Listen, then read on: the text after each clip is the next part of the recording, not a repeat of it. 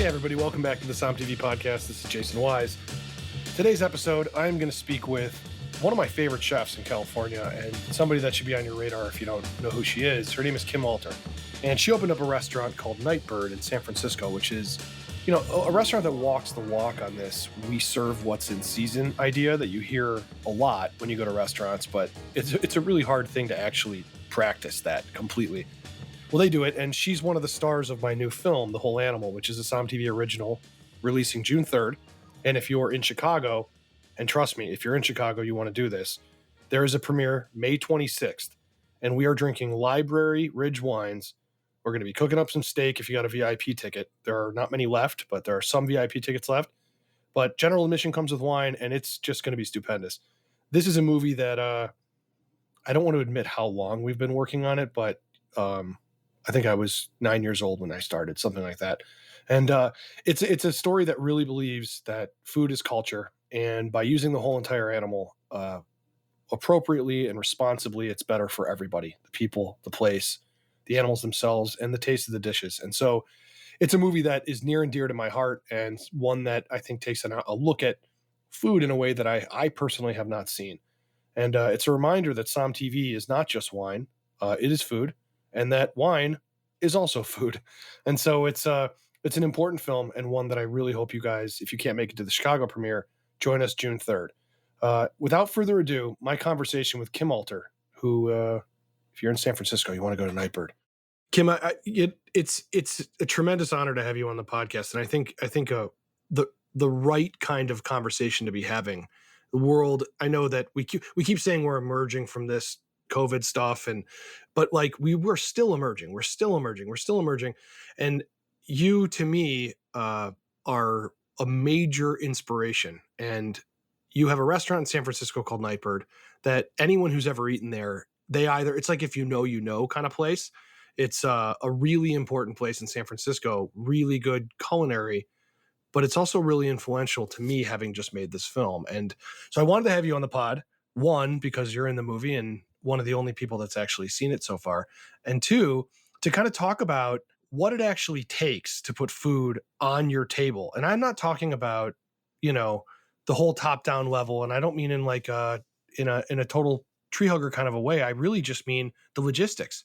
Well, yeah, no, first, thanks so much for having me on the podcast and to be a part of that beautiful film. It was so amazing to watch, and I'm excited to have other people watch it. And just quick apologies if it's loud. I am at my restaurant because I live here. So thank you. You're the busiest person in the restaurant world. Kim is, I have to jump in one more time and say, like, famous chefs think Kim is famous. Like, this is like, it's absolutely true. I mean, like, you are a widely known person that's like, but you refuse to play the like, hey, I'm a celebrity chef game. You still work and you still run a place. And at some point you're going to realize, you could put your face on a frozen dish here, right? Or frozen something in the freezer section. No? I mean, Kim? I'm waiting for that moment. I'm waiting for a day I can sleep more than 4 hours, but that'll happen. One day I'll be a celebrity. Maybe this movie will project me to that place. Yeah, well, you know what they say, documentaries are definitely the path to stardom. No. Yes, I'm sure. They don't say that. Well, let's start. So with your restaurant, let's just give people a background on what Nightbird is, and kind of a little bit on your background if you're not familiar with who you are. Yeah, so Nightbird, this will be our 6th year open, 2 years during the pandemic. You say that we're still kind of in it. I feel like we're still deep in it. I don't know. Lately it's definitely felt a little much. But prior to that, it took me 2 years to open, but I ran a couple restaurants in Oakland and had a restaurant in Sausalito and worked in places like Manresa and Ubuntu and Aqua and Acquarello. So really kind of mainly San Francisco based. I definitely spent a minute in Chicago, but mainly here. I came back because honestly, the produce and the farms and the ranches and just, when I left to see what other people were doing, I'm like, we're shipping in stuff from California while I'm in Chicago. Why am I here? So I just kind of, plus the weather was terrible. I just kind of flew back and opened up Nightbird and really wanted to kind of dig in on just the amazing bounty, not to sound cheesy, of like what's in this Northern California area. And it's everything. What do you classify Nightbird as? And I think it's important because, I know listeners are thinking, wait, this is a wine podcast. We do talk about food. I will say Kim is deeply entrenched in the wine world. And, those of you who are truly into wine, I don't think we differentiate wine from food. How do you classify Nightbird? What's the cuisine? It's called, I think, like New American Seasonal Tasting Menu. But I always try to like explain it a little bit more. Just, I always have a theme with my menu. Not to be a downer, my theme right now is End of the World. But it's kind of fun. It's a little fun. It's a little kitschy. Do you eat like what, Vienna sausages and Spam? Is that what's on the menu? Or no, more, like my beef course is morels, and it very looks like kind of like an atomic bomb. That's like the end. I've got a goth chicken, which is all black. I've got a dish like that is goth chicken. Goth chicken was my AOL screen name when I was younger. Was it? Are you joking? Are you okay? I'm totally full of shit. No. Okay, I was like, that's random. No, I just like the title Goth Chicken. Well, it's kind of, it's a silky, so it's all black, and not to, don't want to scare the white folks. So we call it Goth Chicken to give it a little fun twist, so they don't get scared that they're eating black chicken. Yeah, well, I would hope, I've had silky and it's delicious, and also on top of it, it's a very flavorful. 100%. But it is weird that meat, I mean, their beak, their everything is jet black. It's very strange. So are their bones. Like I'm making tons of stock, and my partner right now is on this broth kick. He's like, I need broth. I'm like, I've got tons of broth. He's like, nope. I'm gonna go get some other broth. I'm like, it's not black. It's coming from this. He's like, no, I'm good. I'm gonna go somewhere else. I'm like, it's just a visual thing. That's if you're listening, you've never had silky chicken. It looks like ink. Like the color of ink. I guess it's dark. So, anyways, it's very goth, and they're very emo. If you've met them, yeah, they have super death eyeliner. Metal chicken. Yeah, death metal chicken. They wear eyeliner, the whole deal. Anyways, keep going. So, goth chicken.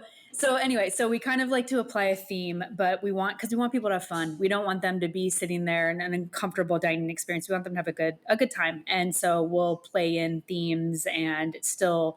I change my menu every month, every 2 months, kind of a thing. It depends on how in the weeds I am, but I just kind of have fun with it and really use I go to the farmer's market every day, sometimes 2 to 3 markets a day, to really make sure I'm, if I get cherries, I'm only getting them from the specific farm, or I'm only getting asparagus from the specific farm. And if I can't get it, then the menu changes. Can I ask you an honest question? Mm-hmm. Do you do this for do you enjoy pain? Or do you do this because, I mean, obviously doing this, you must be insanely rich, because this must just be, I mean. I'm not going to tell you what I make a year because it's sad. I would say the same thing. You do a lot. Here's the life cycle I find for people who are truly passionate and love what they do is you create an environment where you can keep doing it. And then you realize you've trapped yourself in this environment. And you have to remind yourself of how lucky you are to do it. And then when you're reminded of those, whatever it is that reminds you, it's bliss and incredible. And that's how it is for me. But I think what you do in running a restaurant, and I don't want to get too on a tangent, but I think running a restaurant is probably, I mean, how many people can do it successfully? It's probably one of the hardest things you can do. It's like, you'll find a lot more people who run Ironmans then you will find people who can successfully have a restaurant for multiple years. And so do you go to farmers markets and change your menu?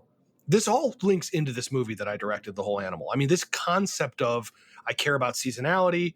I care about, what there is to find. But did you do it consciously, or did you do it because that is just what you can find? I mean, what was the reason to change your menu? Is this part of the idea of your menu, or did you evolve into this? I think that, once I started working at restaurants that had farms and really, utilized all parts of animals, one of my first restaurants as a chef, we would bring in whole cows, and I would break them down and then dispense them to other restaurants. Obviously, I kept the nice parts. No, I'm kidding. Yeah. We would make sure that every single part got used. So the restaurant that had a burger, we'd grind up this, and the high end fine dining one, we get the cuts and whatever. And it stuck with me. It stuck with me working on a farm and understanding how long it took for the radishes to grow, and making sure we utilize every part, and working with chefs who had the same idea. And so once I opened my own restaurant, it became part of who I am. And honestly, going to the market there's days I wake up and I'm like, I would rather stay in bed for an hour today, but I'm going to go to the market because I get to see all my friends who are the farmers and the other chefs, but also you get to pick the best product. When it was picked, how long it's been out of the ground, and you can taste it and look at it right there. And that it's going to make a difference for your diners. Well, I think if we went back even like 65 years or so, 70 years, I think when you went into a restaurant, you wouldn't necessarily expect to eat the same thing every time. I think it's such a modern invention that you go into a restaurant and their menu, like think about like a California pizza kitchen or something, where it's like their menu goes through rounds and then it stays there for 3 quarters or 2 years or whatever. Do you find guests who come into your restaurant and they don't know what to expect? Is there ever any problem with that, or are they excited by the fact that they don't know what they're going to get when they come in? Yeah, I think that there's definitely a thread, I think, through every menu, whether that's just like my style and like what we're doing, even though we try not to really replicate dishes too much. I don't think guests come here wanting something specific. I have definitely been the chef of a restaurant that, we would get really nasty emails and be like, we need the Brussels sprouts back on. And I'd be like, well, cool, come back when they're in season, because they're not. And like, well, we can get them at Safeway. And I'm like, yeah, you can get a lot of things at Safeway, but they're not local, they're not seasonal, and I'm not going to cook them. So like, I think here people don't expect it. Ironically, when I go out to eat, I want the same thing every time. Like if I go to a restaurant, I always get the number 27, or I always get like the same cut at House on Prime Rib or wherever it is that we go. TGI like Fridays. I don't know about that. But when I'm cooking, I want to change my menu like every couple weeks, because that's what the season looks like. And when you're cooking the same thing every day, it gets a little repetitive. So, it's a little bit funner to just, play with whatever you see at the market. Stupid question. Is it hard to maintain quality though? I mean, I know you happen to live in a place where the mushrooms are wonderful, the produce is wonderful. So I guess maybe it's a dumb question, but is it hard to maintain quality? I mean, do you find?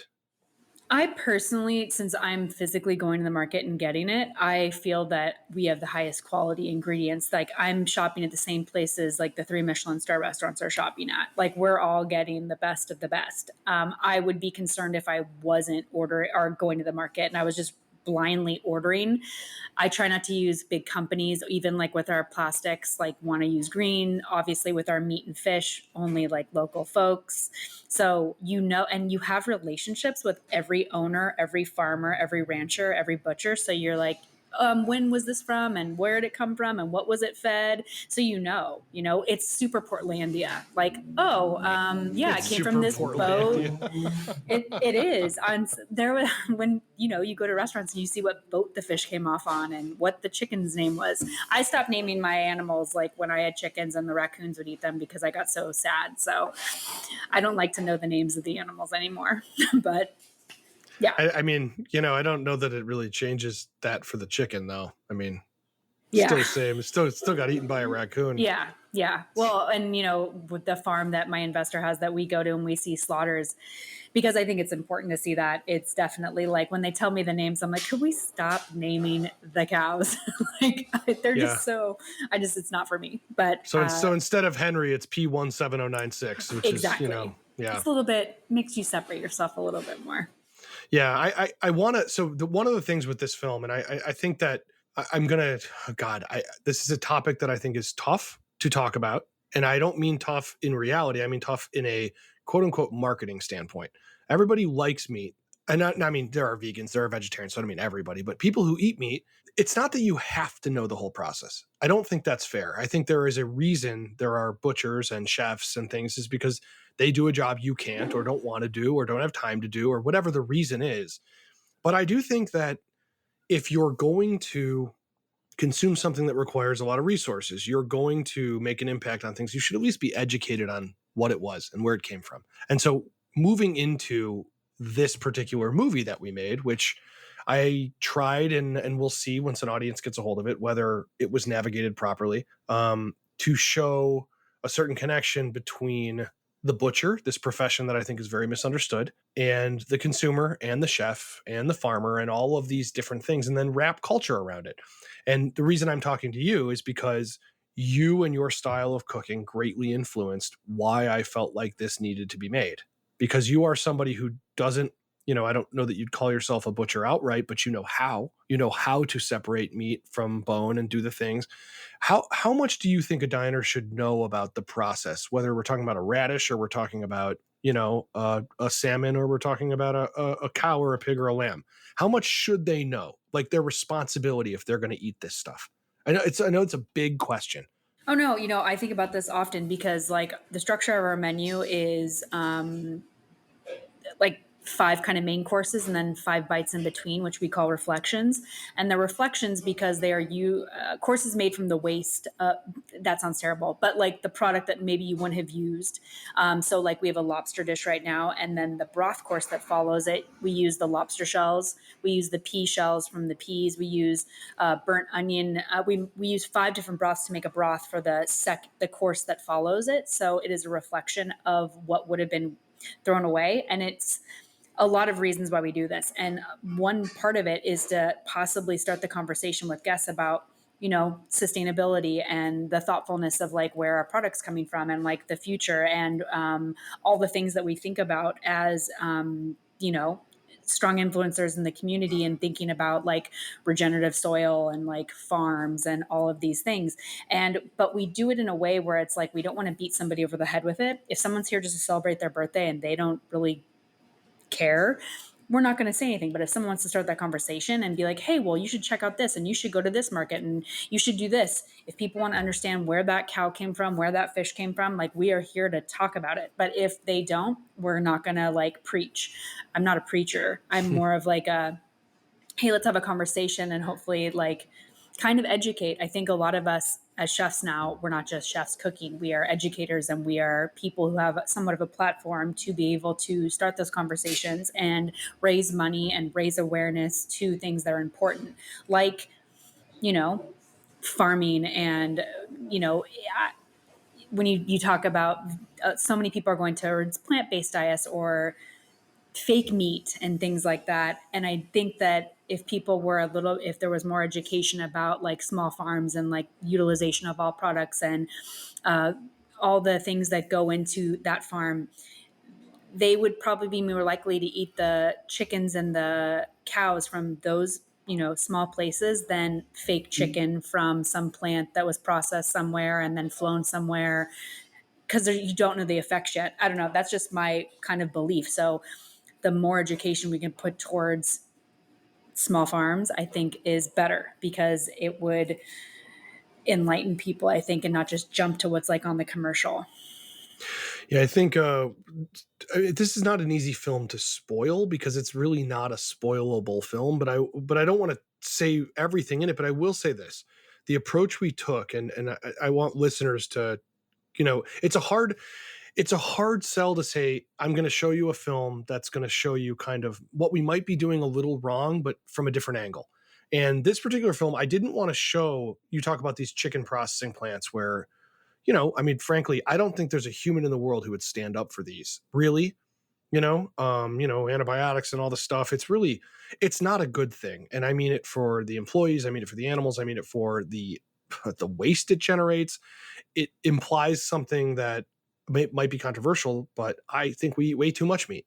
I love to eat meat. I like it as part of my meals, but I don't think that it has to be breakfast, lunch, dinner, and I don't think it should be accessible every moment of the day. But I also don't feel that way about watermelons. I feel like it's like you don't have to be full Portlandia to just understand like, hey, there's seasons, Yeah. and I don't, you're not going to get snow in the middle of July if you live in, Pittsburgh. It's just not going to happen. So it's kind of a logical situation, but we tried to approach the movie with a look, we don't have to show you the worst. We can show you the best and say, doesn't this look better without the contrast? And I tried to do that in this movie because I do think a lot of films like this, there's a sadness attached to them, and you come out feeling like, what do I do? I don't know how to. I think Food Inc. did a really good job, and I think it was a big starting point movie wise for a, as you say, a conversation. I mean, that movie now is been around for so long that it could be nitpicked and done all that stuff. But what it did do was start a conversation, and it didn't make you not want to eat afterwards. Yeah. And that's a rare thing, Kim. I mean, I really think that what you do to be able to say the word slaughter and butcher while you're eating or while you're thinking about food is really hard to do because of the way we have mismanaged having a conversation about our food essentially. And so how do you approach with a guest some of these kind of heady topics, or at least an educational thing? How do you advise people to speak about this topic, this food? I mean, you are killing something. Something is dying. And I I don't think mean to get too heavy, but it's a hard thing to no. approach. No, I hear you. And I definitely think about it a lot, but I do think we just like humanize it. Like I say, hey, we're getting these ducks from Dee Dee. She owns Roots Down Farm, and they're amazing. And I've been there and I've seen how these birds like are brought up. And we talk about the flower farm that surrounds, and then the struggles that she deals with, like having to only be able to take them to the slaughterhouse like every other week because of all these new laws that are happening. And so sometimes we got to go to a different farm, and we go over here, and I get from Cream Co. So it's like, it's just like a normal conversation that I have daily that I don't think phases, most people don't get that concerned with it. But I also read the room. Like on a Friday and Saturday night, that conversation is normally not happening. If it's somebody's anniversary or birthday, not happening. But if it's just, people are like, wow, where did you get this? And I start talking about the farm and the person who owns it and like how often I can go and get it. And I'm not scared to use the word slaughter or butcher or this part or making sure we're utilizing this because it's what we do every day. Mm. And I feel that people understand that because they know that that's somebody's livelihood and that's somebody who cares and is trying to bring something back into this world, not just, we're not factory farming over here. It's not Tyson. So it's very there's a reason. I think it's weird. I have two young children, both little girls, a 9-year-old and a 5-year-old, and I have realized something that it's something you think and then you have a kid, or you have you teach someone or something, and you do realize a lot of bias is learned. Meaning, like my daughters, if you give them something food wise and you act like you have to try it at least, then they go, well, I'm not supposed to like this. If you just give it to them and it's just part of the thing and you don't make a deal out of it, they eat it. And there's this weird kind of, it's not psychology, but it is like this, the way you portray something is the way it is. And so, Funny story, when I was at a restaurant, we had tongue, and it was tongue on the menu, couldn't sell it. And I put a lot of effort into it. I brined them for 5 days, braised them, then sliced them. They were amazing. And then I changed it to just braised beef, sold out the door. And then once I said, there was a 3-top, and they were like, well, what kind of the beef is this? And the server was like, oh, it's tongue. They lost their minds so much that we had to comp their whole meal.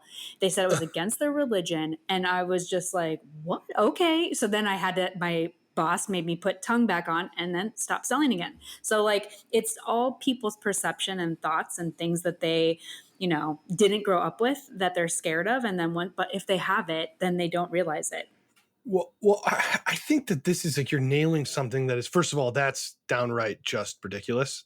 Yes. It's insane. That could, I mean, that doesn't make an awful lot of sense to me, but also I understand, but it is also something that is cured immediately by travel. If you go to Europe, or if you go to, especially Asia, I mean, if you travel for 5 seconds in Asia, it takes you not long to realize, like, you just got to drop that kind of a guard, because you're going to be presented with something that is, just matter of fact there, and it's not a big deal, and you don't have to, don't make a big deal out of it. And then, by day 2, you're kind of like, oh, yeah, I like that fish soup, and the fish head happens to be in the soup. Anyways, I just think that it's really important to have these discussions, and it doesn't have to be, I'm trying to think what the term I want to use. It doesn't have to be this like is tree hugger the wrong term? You know, it doesn't have to be this. Definitely not a tree hugger. Well, that's what I'm saying. Like this is not, you reference Portlandia, and there is this idea that it's like, you are a very accessible person. And this is why I wanted to have you on. This is why I wanted you in the film. This is why I also believe you represent something that is stronger than just like some kind of movement that has a cool hashtag, I guess is what I'm trying to say. You walk the walk.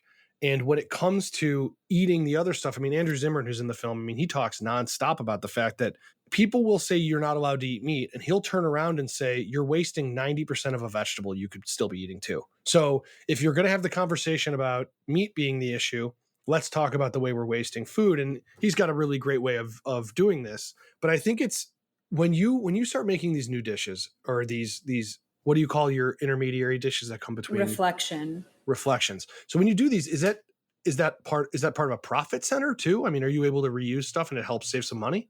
I mean, realistically, like I said, it has a couple reasons, and one is obviously to start the conversation, but one is, I mean, we are adding something to the experience without purchasing in something else.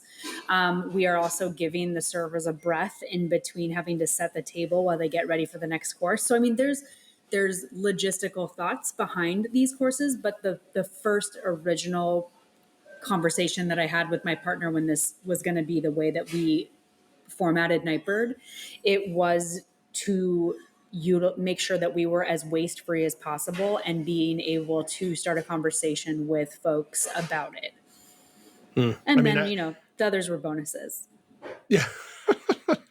Well, I mean, I think the concept of like stock and all of that stuff is, to be able to use parts to cook down and use in a dish is, I mean, Jesus, the entire country of France is built, they've been dining on that idea for centuries. And yeah, I also do find it funny. We try to go around Europe and show some of the roots of where these dishes came from, but not from a standpoint of they were trying to sell menu items. They were trying to just exist. I mean, if you look at it's a funny thing, like you think of French cuisine and depending on your relationship with what it is, you might think frog legs, you might think, some form of steak cooked in butter or whatever it is that you think of for French cuisine. Every single one of those things came out of a necessity. They didn't have an entire farmer's market and went over to the frog leg stand and said, we're going to develop this. Yeah. They were in trouble and they went, hey, there's frogs around. And like a typical, what they do so well in that country, and so many other countries do well too, by the way. If you traveled in Spain or Italy, they take what's around them and they go, all right, screw it. I have to make this the most delicious thing in the room because I have to eat it. Yeah. And no, 100%. Yeah. And I think that's kind of what you're doing at Nightbird. Have you ever tried to do a dish like this that failed? That you're like, this is just not working, I can't sell it, or aside from the tongue thing, which is in my opinion, kind of a bit of a fluke. I have definitely worked on dishes that have not made it. I definitely, I'm careful in Nightbird more so than like other restaurants I've been in, just because the price point were higher than what I have done in the past. So like I can't throw out a ton of like even sweetbread. Sometimes people are like I always have to have like a backup plan if that's happening. Like right now escargot's on my menu and it's actually being well received, but like I can't believe it's so funny. Maybe I just have traveled a lot, but those two things are like, I mean, I love them. In Argentina, sweetbreads are like we filmed in Argentina for The Whole Animal as well. But like in Argentina, sweetbreads are like the first thing everybody dives with their fork at. So Same. But so that's a funny thing to hear that. Yeah. Well, I was just talking how I kind of, as of late, have felt I always need to finish with beef, because if I finish with lamb or pork or duck, people feel like they didn't get like their money's worth. And there's always that person who doesn't eat lamb because they think it's gamey, or pork isn't a high enough breed, even though I've paid more for pork than cows because I'm getting some like mangalistas that were like finger fed acorns, you know what I mean? And it's insane. And I do really think it just comes from somebody's perception of value and they want to get their money's worth, or they had a bad experience when they were younger and they can't eat it anymore. So we just walk a fine line and we always kind of have a backup plan. But yeah, The escargot we're getting, it's really beautiful because we're serving it with white asparagus, and the farms are actually next to each other in France. And so the snails actually like coexist with this farm. And then that's kind of how the dish came to, is like learning about these two farms next to each other in Loire. To be fair about escargot, I think you could cook my shoe in that delicious butter slash, Yeah. parsley or whatever, however you serve Yeah. it. I mean, you could probably cook my shoe in that and I would eat it. I I mean, happen to and it's love definitely a lot of escargot. butter, and I do a yuzu butter. Yuzu like beurre blanc is what the escargots are hanging out in with the white asparagus. It's pretty delicious. I mean, if you're gonna go, Yeah, that's not a bad way to go, yeah, right? totally, totally. And then the reflection involves like the snail caviar, so we like bring in like that source and kind of tie it back in about like birth and death. Well, I mean, Getting deep with the snails. that's very deep, Kim, Yeah. for a meal. For a just first to, course. yeah. Yeah. So we have this cooking competition show, Sparklers, on Som TV. James Beard nominated, by the way, just came out. Congratulations, that's amazing. Oh, thank you. This old thing. No, it's no. So, but the reason I bring it up is that we had snail caviar on it, and it was a divisive. I mean, people were, I would say, they didn't love it, and we had some pretty impressive, candidates or contestants on the show. Cast It's members grassy. It's grassy. See, they thought it tasted like moss. I know we're on a diversion here, but it's good to get an expert's opinion on, like a forest floor, I think is what they thought it tasted like.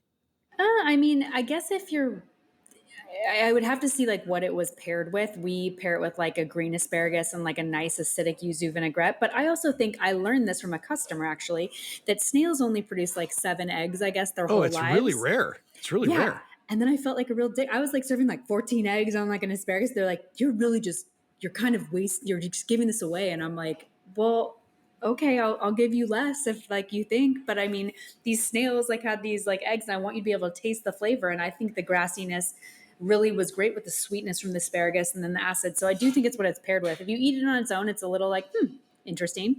But I think it's just so beautiful. It's so bright white and it's so pretty. And I don't know. At this point, we've lost all listeners, so I'll go and just say that I keep aquariums, and I can tell you right now, those snails may only lay a few eggs. They are very prolific little dudes.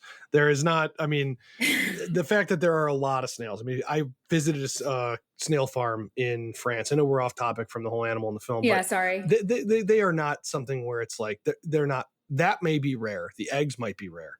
But the snails are not rare. And I know that the math doesn't add up there, but somehow. That's because we're eating all the eggs. Yeah, exactly. They're all going on my first course. Yeah, that's right. So how do you, when we talk about this, like to circle back, the concept of this whole animal thing, which, I don't know what, to me, it means something very profound. And that's why we titled the film The Whole Animal. What does that term mean to you, the whole animal? From top to bottom, what does that term mean, to close the pod out? I mean, the words that come to mind are thoughtful, sustainable. I mean, I kind of tie almost everything back to vegetables, and because I worked on a farm and just seeing the length that it takes to grow a radish or grow a carrot. I mean, animals are the same, and to possibly throw away anything that came from an animal is so wasteful and thoughtless. And I think about the privilege it must take to be able to do that, to be honest. And I do think a lot of it comes from just like the accessibility that's like in America, especially like walking into a grocery store and just seeing like rows of, just like New York's or just chicken breast, and not think I can't tell you the last time I just bought a chicken breast. Like I go and buy a whole chicken, and I will make sure to like roast it whole. And then the next day I'll turn into a stock. And it just is how I'm built as a human. And I think that it comes from obviously my profession, but I do think that educating folks and having conversations and, getting creative with the bones or with the parts that normally you wouldn't utilize, it's necessary. And I think that I hope that this film, when I did watch it, I didn't walk away with anything other than like, I thought it was beautifully shot. I thought that I learned a bunch of things from it, and it was inspiring to see what was happening all over. And I hope that other people feel that same way, like inspired to possibly, instead of just going and buying in New York, maybe going and buying a roast and like doing something with their family and cooking it, and then growing from that moment and starting something, whether it's a tradition or just like a Friday night dinner, I think would be a win. That's huge. I mean, that's what you hope a film does when you make it, that has a perspective. Kim, I want to thank you so much for being on the pod. I want to thank you even more for being so amazing in this film. It was I look forward very much for an audience to get their hands on this, and you never know what a movie's going to do when that happens. But It's going to get my face on a pizza box.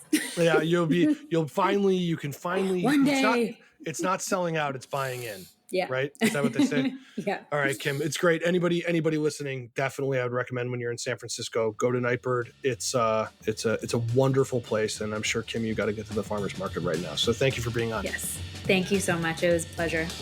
Thanks everybody for listening. If you want to learn more about Kim's restaurant Nightbird, go to nightbirdrestaurant.com. And don't forget to subscribe to Som TV. June 3rd, we have this brand new Som TV original, and we have lots and lots of other films coming, including one about one of the most expensive, oldest bottles of wine ever going up for auction, which is tremendous. We also have Cup of Salvation, a film that's going to, if it doesn't blow your mind, then I really don't know what I'm doing here. It is my next big wine film that's coming. So a lot is coming to Som TV, and we're all very excited about it. SomTV.com, $49.99 for a year. Everybody, please be safe and grill something tasty.